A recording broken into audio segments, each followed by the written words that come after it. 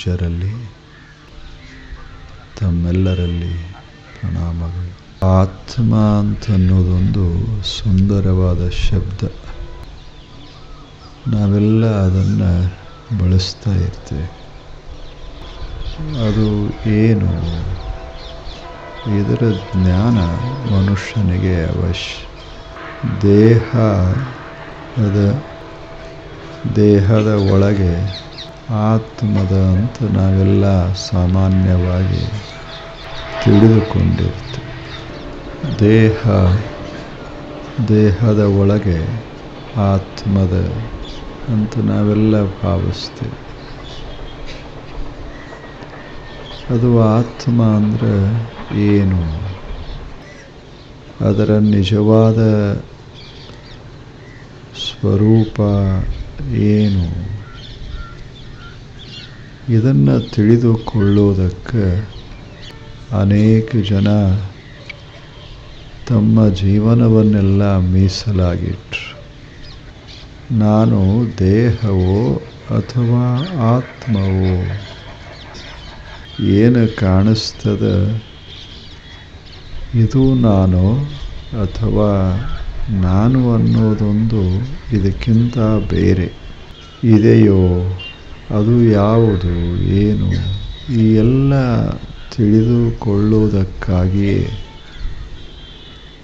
ಇದನ್ನೆಲ್ಲ ತಿಳಿಯೋದಕ್ಕಾಗಿಯೇ ಅನೇಕ ಜನ ಸಂತರು, ಶರಣರು ತಮ್ಮ ಜೀವನದ ಕ್ಷಣಗಳನ್ನು ಬಳಸಿದರು.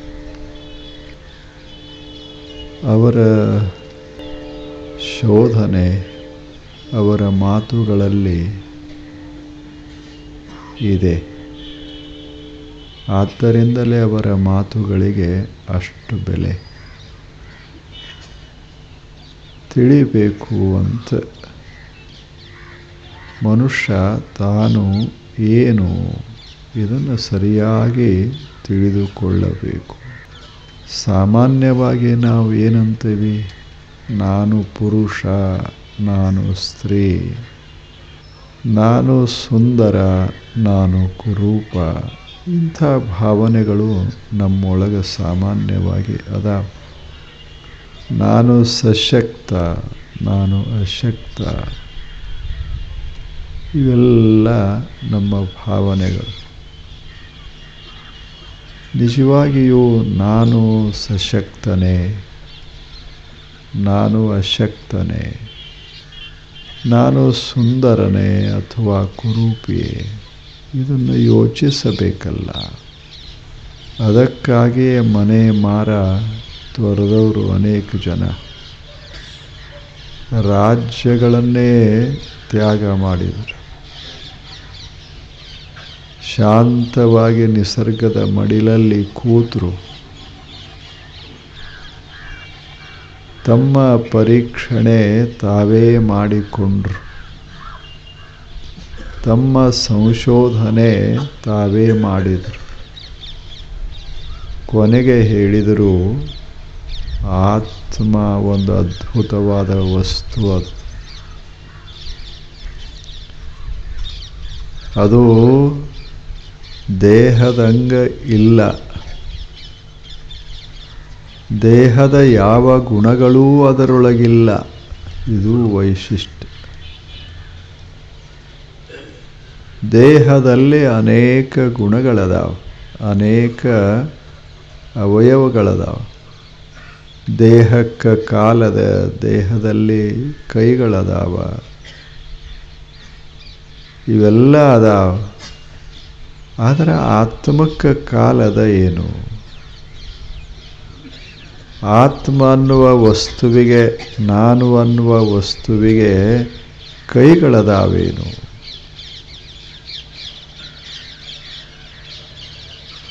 ಆಲೋಚನೆ ಮಾಡು. ಒಂದು ನಾನು ಆತ್ಮನಿಗೇ ಕಾಲ ಇದ್ದರೆ, ಕೈಗಳಿದ್ರೆ, ಕೈಗಳು ಇಲ್ಲದಾಗ ಆತ್ಮನಿಲ್ಲವೇ? ಕೈಗಳ ಭಾನ, ಕಾಲುಗಳ ಭಾನ, ಮೈ ಭಾನ ಇಲ್ಲದಾಗ ನಾನು ಇಲ್ಲೇನು?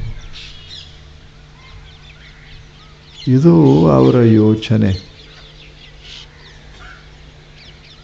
ನಾವು ಎಷ್ಟೋ ಸಲ ನಾವು ನಮ್ಮ ಶರೀರವನ್ನೇ ಮರೆತಿರ್ತೇವೆ.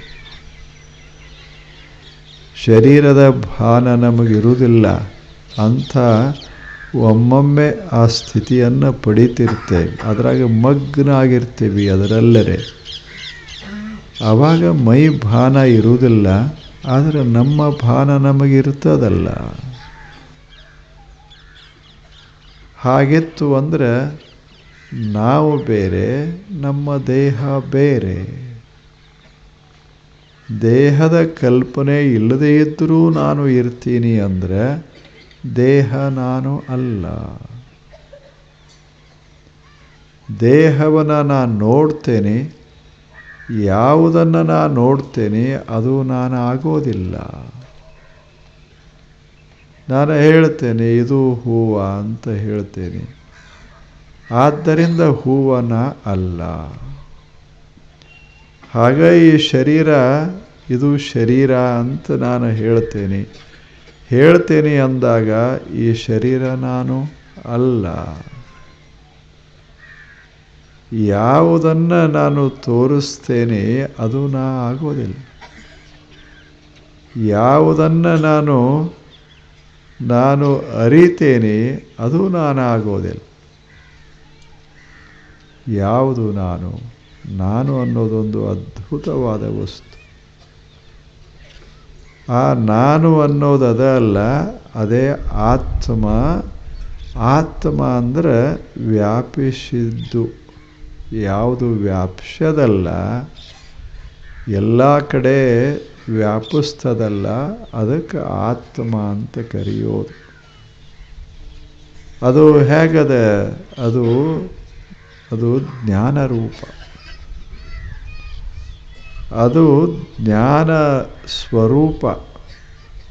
ಯಾಕೆ ಅಂದರೆ ಜ್ಞಾನ ಮತ್ತು ನಾನು ಇವು ಎರಡನ್ನು ಪ್ರತ್ಯೇಕಿಸಲಿಕ್ಕೆ ಬರುವುದಿಲ್ಲ. ನಾನೊಂದು ಬೇರೆ, ಜ್ಞಾನ ಒಂದು ಬೇರೆ ಅಂತಲ್ಲ.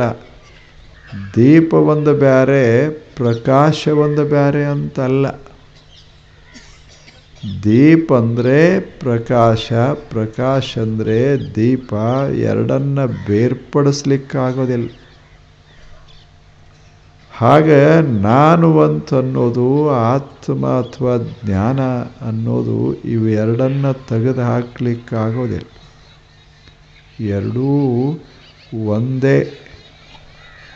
ಅಂದರೆ ಆತ್ಮವೇ ಜ್ಞಾನ, ಜ್ಞಾನವೇ ಆತ್ಮ, ಜ್ಞಾನ ಸ್ವರೂಪ ಅಂತ. ಇಂಥದೊಂದು ಆತ್ಮ ಎಲ್ಲ ಕಡೆ, ಎಲ್ಲ ಶರೀರಗಳಲ್ಲಿ. ಶರೀರ ಒಂದು ಮನೆ ಅಂತ ನಾವು ಭಾವಿಸೋದಾದರೆ ಆ ಮನೆಯೊಳಗಿರುವ ಬೆಳಕದಲ್ಲ, ಅದು ಆತ್ಮ. ಆ ಬೆಳಕಿನೊಳಗೆ ಮನೆ ಕಾಣಿಸ್ತದೆ. ಬೆಳಕು ಇಲ್ಲ, ಮನೆ ಕಾಣಿಸೋದಿಲ್ಲ. ಅಂದರೆ ಬೆಳಕ ಅದು ತೋರಿಸೋದು. ಅಂಥ ಬೆಳಕ ಮನೆಯಂಗಿಲ್ಲ. ಮನೆ ಸಣ್ಣದಿರಬಹುದು, ಮನೆ ದೊಡ್ಡದಿರಬಹುದು. ಮನೆಯಂಗ ಬೆಳಕಲ್ಲ, ಬೆಳಕಿನಾಗ ಮನೆ ಕಾಣಿಸ್ತಿರ್ತದೆ.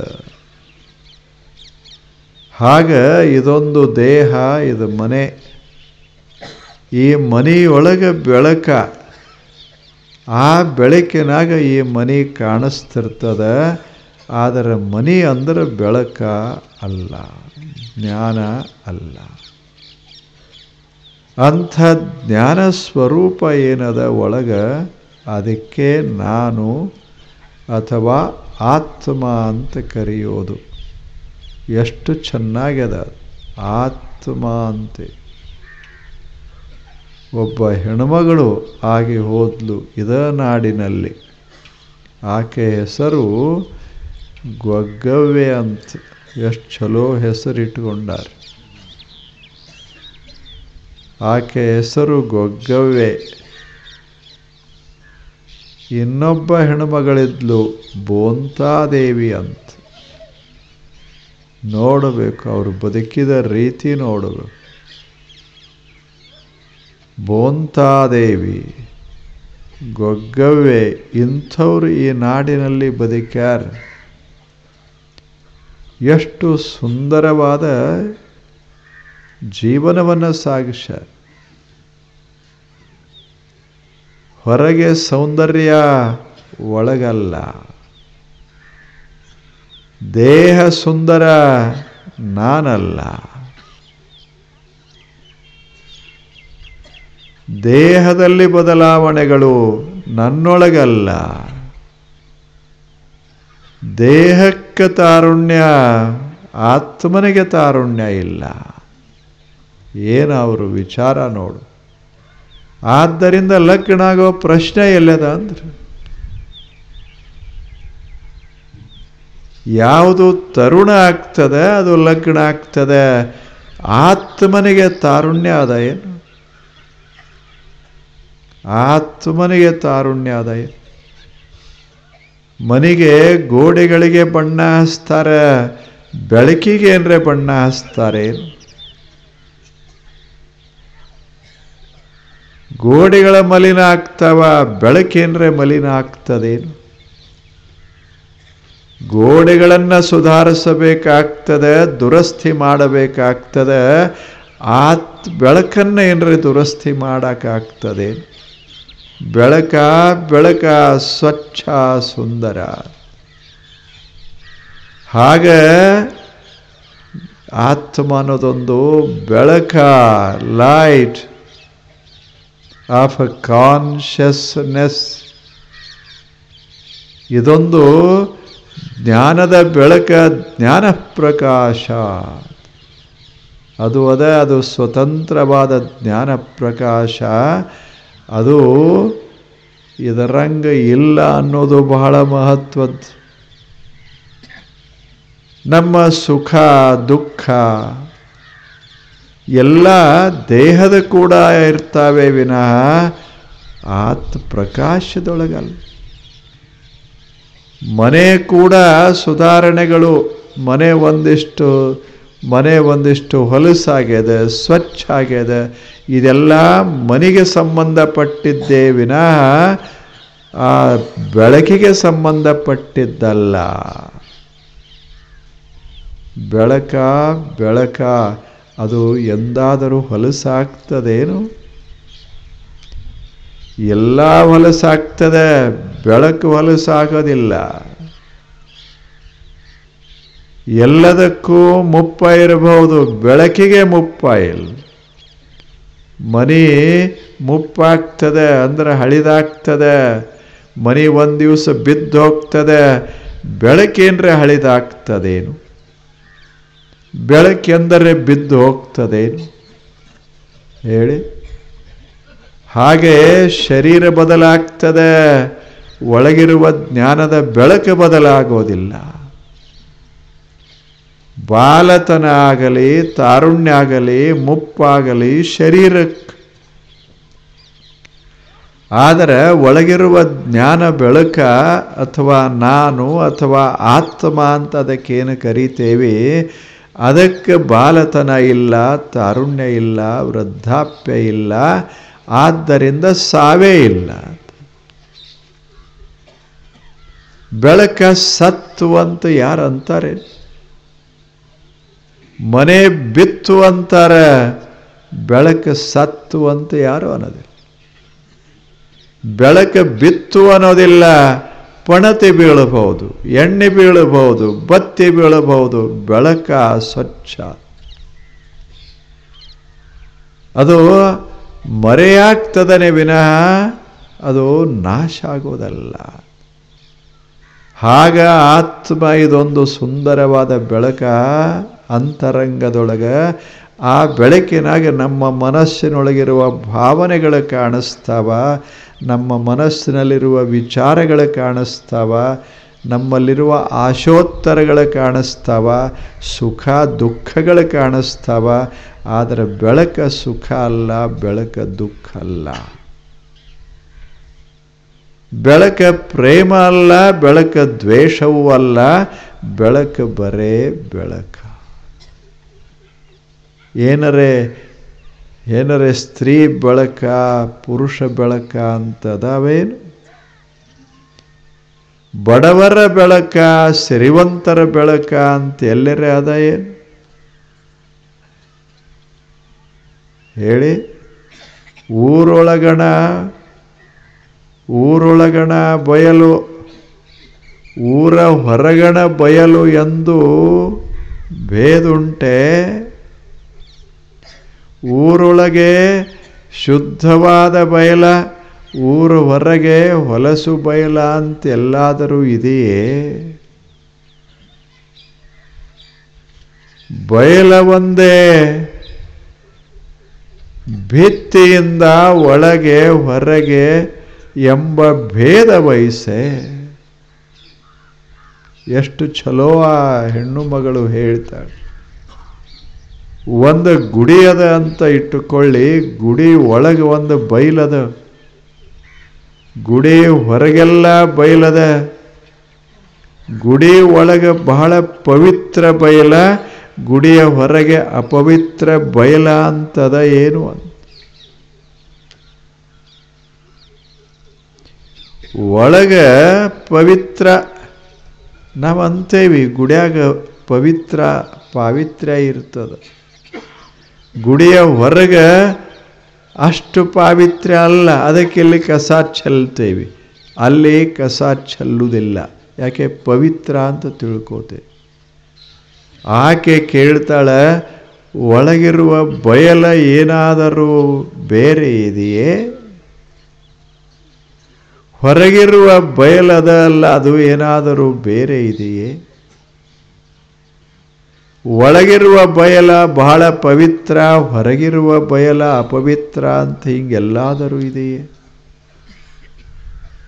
ಗೋಡೆ ಇರೋದರಿಂದ ಒಳಗೆ ಹೊರಗೆ, ಗೋಡೆನೇ ತೆಗೆದು ಹಾಕಿ ಬಿಟ್ಟರೆ ಒಳಗೆಲ್ಲೇ ಹೊರಗೆಲ್ಲೇ, ಬಯಲೆಲ್ಲೇ ಹೊರಬಯಲೆಲ್ಲೇ, ಒಳಬಯಲ ಎಲ್ಲವೂ ಅಷ್ಟೆ. ಹಾಗೆ ಶರೀರ ಅದ ಅಂತ ನಾನು ಒಳಗ ನೀವು ಹೊರಗ, ಶರೀರೇ ಬಿದ್ದು ಹೋದ ಬಳಿಕ ಒಳಗೆಲ್ಲೇ ಹೊರಗೆಲ್ಲೇ ಎಲ್ಲ ಒಂದೇ. ಅಂತರಂಗ ಬಹಿರಂಗ ಆತ್ಮಸಂಗ ಒಂದೇಯ. ಎಷ್ಟು ಚಲೋ ಮಾತು. ಏನು ಭಾರತೀಯ ಹೆಣ್ಣು ಮಕ್ಕಳು ಎಷ್ಟು ವಿಚಾರ ಮಾಡ್ತಾರೆ. ಅವರು ಹೇಳ್ತಾರೆ, ಇದೇನು ತೋರು ರೂಪ, ಇದು ನೀವು ತಿಳ್ಕೊಂಡಿದ್ರೆ ತಪ್ಪ ಅಂದರು. ನಾನು ಸ್ತ್ರೀ ಅಂತ ತಿಳಿದ್ರೆ ಇದು ತಪ್ಪು, ನೀವು ಪುರುಷರಂತ ಭಾವಿಸಿದರೆ ನಿಮ್ಮ ತಪ್ಪು. ನಾನು ಸ್ತ್ರೀಯಲ್ಲ, ನಾನು ಪುರುಷನಲ್ಲ, ಆತ್ಮರೂಪ. ಆತ್ಮದಲ್ಲಿ ಎಲ್ಲಿ ಪುರುಷ ಎಲ್ಲಿ ಸ್ತ್ರೀ ಹೇಳಿ? ನಾಳೆ ಬನ್ನಿ. ನಮಸ್ಕಾರ.